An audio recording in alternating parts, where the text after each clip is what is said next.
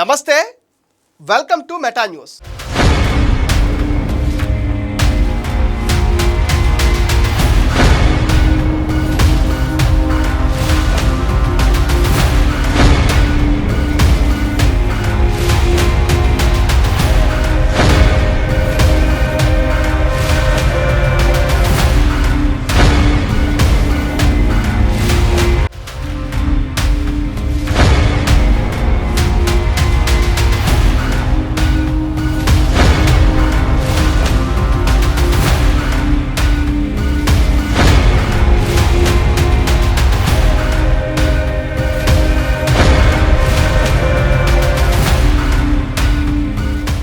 అనంతపురం ఉమ్మడి జిల్లాలో పెనుగొండ నియోజకవర్గానికి ఎంతో ప్రాధాన్యత ఉంది. తెలుగుదేశం పార్టీకి అత్యంత పట్టున్న నియోజకవర్గం ఇది. 2019 ఎన్నికల్లో మొట్టమొదటిసారి వైసీపీ ఇక్కడ బోని కొట్టగలిగింది.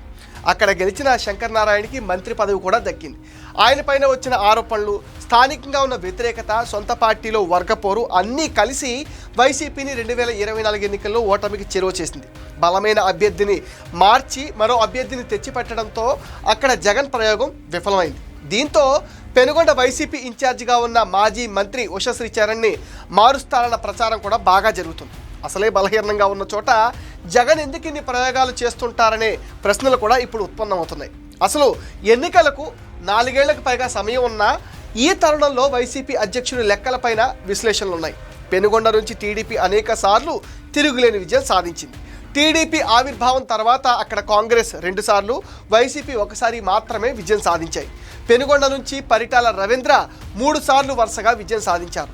ఆయన దారుణ హత్య తర్వాత రవి భార్య పరిటాల సునీత 1 సారి పెనుగొండ నుంచి గెలుపొందారు. ఇదివరకే ఎంపీగా ఎమ్మెల్యేగా పనిచేసిన అనుభవంతో పాటు పార్టీ జిల్లా అధ్యక్షుడిగాని ఉన్న బీకే పార్థసారథిని కాదని 2024 ఎన్నికల్లో సవిత ఎమ్మెల్యే టికెట్ తెచ్చుకుని గెలిచారు.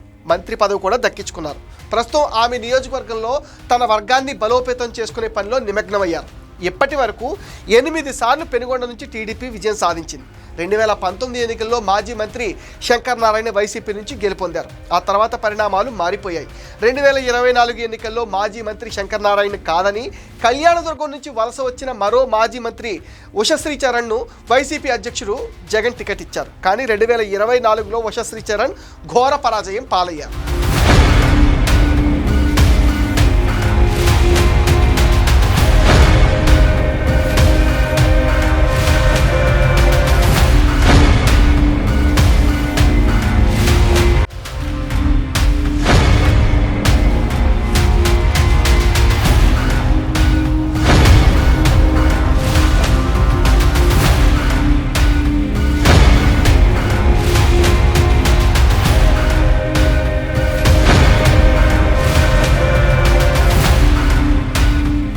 పెనుగొండలో ఉషశ్రీ చరణ్ వైసీపీ ఇన్ఛార్జిగా హడావుడి చేస్తూ పార్టీ పైన పట్టు పెంచుకోవడానికి నానా పాటలు పడుతున్నారు. కానీ ఆమెకు కూడా షాక్ తప్పదనే సంకేతాలు అయితే ఇప్పుడు అందుతున్నాయి. మరోవైపు వైసీపీ నుంచి అనంతపురం ఎంపీగా పోటీ చేసి ఓడిపోయిన శంకర్ నారాయణ తిరిగి పెనుగొండ నియోజకవర్గంపై వైసీపీ ఇన్ఛార్జ్ పదవి ఆశిస్తూ పావులు కదుపుతున్నారు.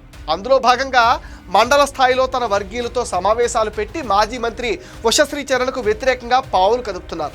జగన్ ఇతర పార్టీ పెద్దల వరకు వెళ్లి నియోజకవర్గ ఇన్ఛార్జ్ పదవి శంకర్ నారాయణకి ఇవ్వాలని పెనుగొండ సెగ్మెంట్ పరిధిలోని మండలాల నేతలు ఒత్తిడి తెస్తున్నారు. శంకర్ నారాయణ వర్గీయులు రహస్యంగా సమావేశం నిర్వహించి తమ డిమాండ్ని అధిష్టానం దృష్టికి తీసుకెళ్లారు.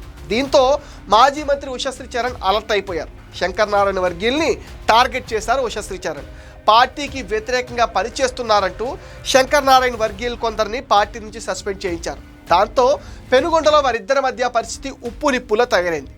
ఎప్పుడో వచ్చే ఎన్నికల కోసం వారిద్దరూ అలా కుస్తీ పడుతుంటే ఇటీవల వారిద్దరికి పోటీగా 3వ వ్యక్తి సీన్లోకి వచ్చి ఇన్ఛార్జ్ పదవి కొట్టేసేలా ఉన్నారని గుసగుసలు ఇప్పుడు చాలా గట్టిగా వినిపిస్తున్నాయి. ఉషశ్రీ చరణ్ శంకర్ నారాయణలను పెనుగొండ వైసీపీలో సైడ్ చేయడానికి శిల్ప అనే కొత్త నేత ఎంట్రీ ఇచ్చారు. ఈ శిల్ప ఎవరని చాలామంది గూగుల్లో వెతకడం ప్రారంభించారు. చాలా ఏళ్ల క్రితం పెనుగొండలో ఒక వెలిగిన కాళేశ్వర్ బాబా సతీమడే ఈ శిల్ప. పెనుగొండలో సాయి కాళేశ్వర్ ఉన్నప్పుడు మంచి క్రేజ్ ఉండేది. ఆయన షిరిడీ సాయి గ్లోబల్ ట్రస్ట్ చైర్మన్గా సేవా కార్యక్రమాలు కొనసాగిస్తూ మంచి పేరు తెచ్చుకున్నారు. ఆ సేవా కార్యక్రమాలు సాయి కాళేశ్వర్ ఆశయాలను మరింతగా విస్తృత స్థాయిలో పరచాలంటే రాజకీయాలే సరైన వేదిక అని శిల్ప నిర్ణయించుకున్నారట. త్వరలో వైసీపీలో చేరి ఇన్ఛార్జ్ బాధ్యతలు తీసుకోవడానికి ఆమె పావులు కదుపుతున్నారని శిల్ప అనుచరులు చెప్తున్నారు. పెనుగొండలో ఇద్దరు మాజీ మంత్రులు శంకర్ నారాయణ, ఉషశ్రీ చరణ్లు 2 వర్గాలుగా వైసీపీ కార్యక్రమాలు నిర్వహిస్తుంటే మూడో వ్యక్తి అవసరం ఏంటని వైసీపీ క్యాడర్ ప్రశ్నిస్తుంది. ఉషశ్రీ చరణ్ వైసీపీ శ్రేణులు కలుపుకుని ముందుకు వెళ్ళలేకపోతున్నారని కూడా అంటున్నారు.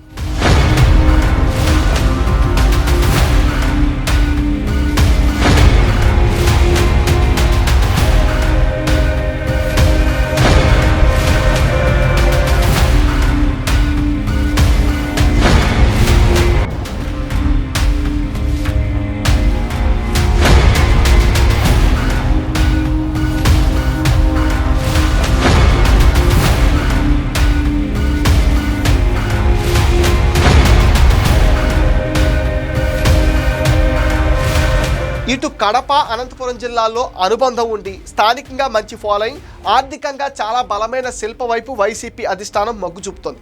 అయితే ఇప్పుడు మాజీ మంత్రి శంకర్ నారాయణను వైసీపీ పొలిటికల్ అడ్వైజరీ కమిటీ మెంబర్గా తీసుకోవడంతో ఉషశ్రీ చరణ్ కాస్త రిలాక్స్ అవుతున్నారు.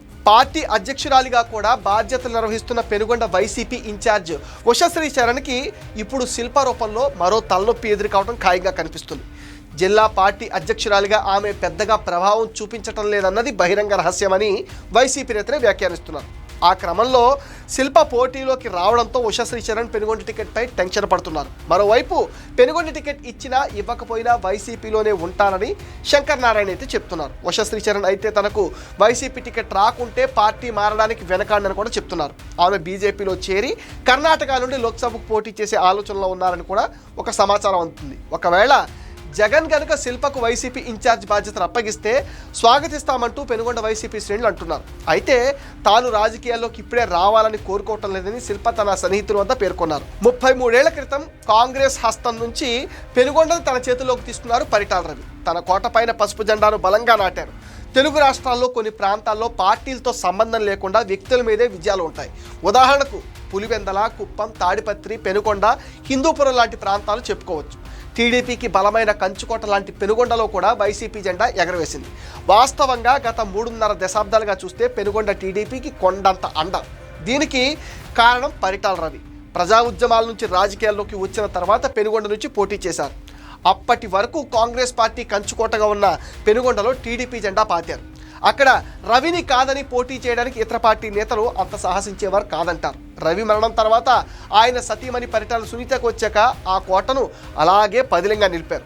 పెనుగొండలో సునీత పోటీ చేయకపోయినా పరిటాల ఫ్యామిలీ ప్రభావం అక్కడ స్పష్టంగా కనిపిస్తుంది. 2024లో సవితమ్మ గెలిచినా 2029లో టీడీపీ నుంచి ఎవరికి సీట్ ఇచ్చినా టీడీపీ కంచుకోటగా ఉంటుందంటున్నారు. ఇది మెటా న్యూస్ అప్డేట్. ఈ వీడియో పైన మీ విలువైన ఒపీనియన్ని కామెంట్ సెక్షన్లో పోస్ట్ చేయండి. మీరు ఇచ్చే కామెంట్స్తో మరిన్ని ఇంట్రెస్టింగ్ వీడియోస్ మీకు అందిస్తామని మీరేం చేయాలో మీకు తెలుసుగా. ఈ వీడియోస్ లైక్ చేయండి, షేర్ చేయండి, మెటా న్యూస్ని సపోర్ట్ చేయండి, సబ్స్క్రైబ్ చేయండి.